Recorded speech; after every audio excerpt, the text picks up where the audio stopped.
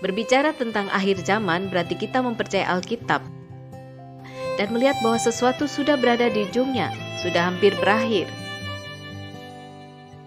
Adapun tanda-tanda akhir zaman itu banyaknya malapetaka dan bencana alam. Dan hal ini kita sudah lihat serta rasakan sendiri sejak awal tahun 2021. Adanya gempa bumi, kelaparan, kemiskinan dan penyakit sampar yaitu COVID.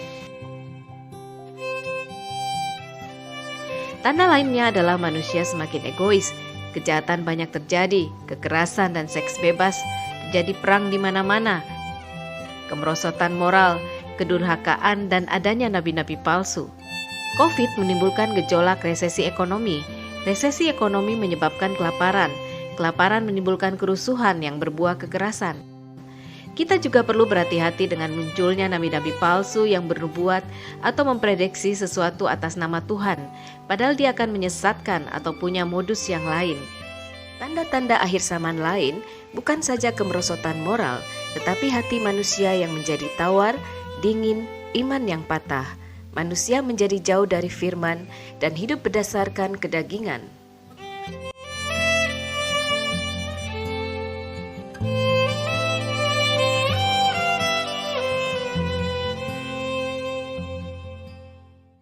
Di masa yang sukar ini, Tuhan ingin kita tetap setia sesuai dengan perkataannya, sehingga bila Dia datang kembali, apakah Dia masih mendapati iman di bumi?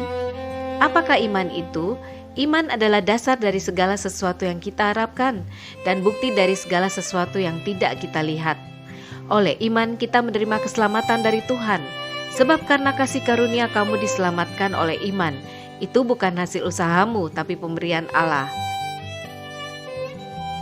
Iman juga membuat kita mampu mengalahkan dunia. Dan inilah kemenangan yang mengalahkan dunia, iman kita. Tanpa iman kita tidak berkenan kepada Tuhan. Hanya iman pada Yesus Kristus yang membuat kita berkenan di hadapan Tuhan.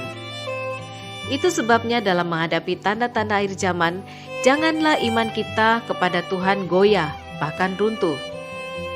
Di masa yang sukar, kita semakin percaya bahwa Tuhan melindungi kita.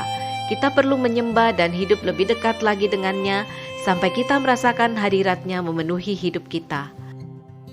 Tanda-tanda akhir zaman sudah nyata, menunjukkan waktu kedatangan Yesus sudah semakin dekat. Waktu kita sudah sangat singkat, kita sudah di akhir chapter. Bersiaplah seperti 5 gadis bijaksana, tetap bertekun dalam iman. Bersiaplah menghadapi tanda-tanda akhir zaman dengan hidup lebih dekat dengan Tuhan.